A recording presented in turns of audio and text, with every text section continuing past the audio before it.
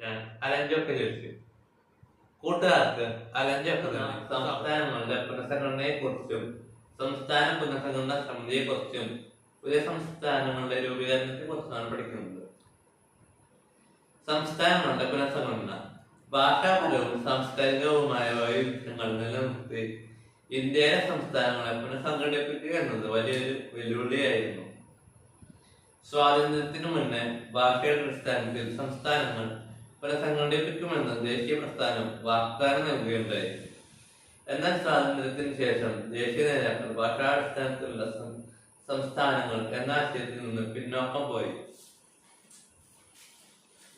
ഭാഷയുടെ അടിസ്ഥാനത്തിൽ സംസ്ഥാനങ്ങൾ രൂപീകരിക്കുന്നത് രാജ്യത്തെ ഛിന്ന ഭിന്നമാക്കുമെന്ന് നേതാക്കന്മാർ ഭയപ്പെട്ടു. കേന്ദ്ര നേതൃത്വത്തിന്റെ ഈ നടപടിയെ പ്രാദേശിക നേതാക്കളും ജനങ്ങളും ചോദ്യം ചെയ്തു. വിശാലാന്തര പ്രസ്ഥാനം ഇതേ ആവശ്യമുന്നയിച്ച് സമരത്തിന്റെ ശക്തി വളർന്നുകൊണ്ട് ഗാന്ധിയനും കോൺഗ്രസ് നേതാവും ആന്ധ്രക്കാരനുമായ OT ശ്രീരാമനും മുന്നോട്ട് വന്നു. സത്യാഗ്രഹത്തിന്റെ 56-ാം ദിവസം അദ്ദേഹം അന്തരിച്ചു. ഇത് ഒരു നിർണായക വഴിത്തിരിവായി മാറി.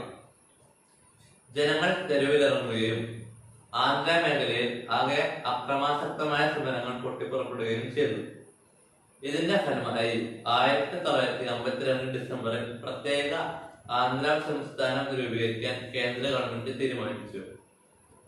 ഈ സമരം രാജ്യത്തിന്റെ മറ്റു പല ഭാഗങ്ങളിലേക്ക് വ്യാപിക്കുകയുണ്ടായി.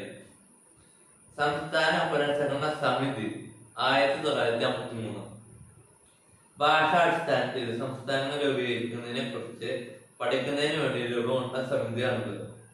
ഇതിന്റെ ചെയർമാൻ ഫസൽ അലി, മറ്റംഗങ്ങൾ ഹൃദയാനന്ദ കുൻസ്രു, KM പണിക്കർ. സമിതിയുടെ റിപ്പോർട്ടിന്റെ അടിസ്ഥാനത്തിൽ സംസ്ഥാന പുനഃസംഘടനാ നിയമം 1956 പാസാക്കി. ഈ നിയമത്തിന്റെ അടിസ്ഥാനത്തിൽ ഇന്ത്യയിൽ 14 സംസ്ഥാനങ്ങളും 6 കേന്ദ്രഭരണ പ്രദേശങ്ങളും നിലവിൽ വന്നു.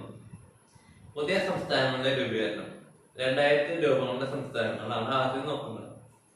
ഉത്തരാഖണ്ഡ്, ഛത്തീസ്ഗഡ്, ജാർഖണ്ഡ് തുടങ്ങിയവ. 2014 രൂപം കൊണ്ടതാണ് തെലങ്കാന.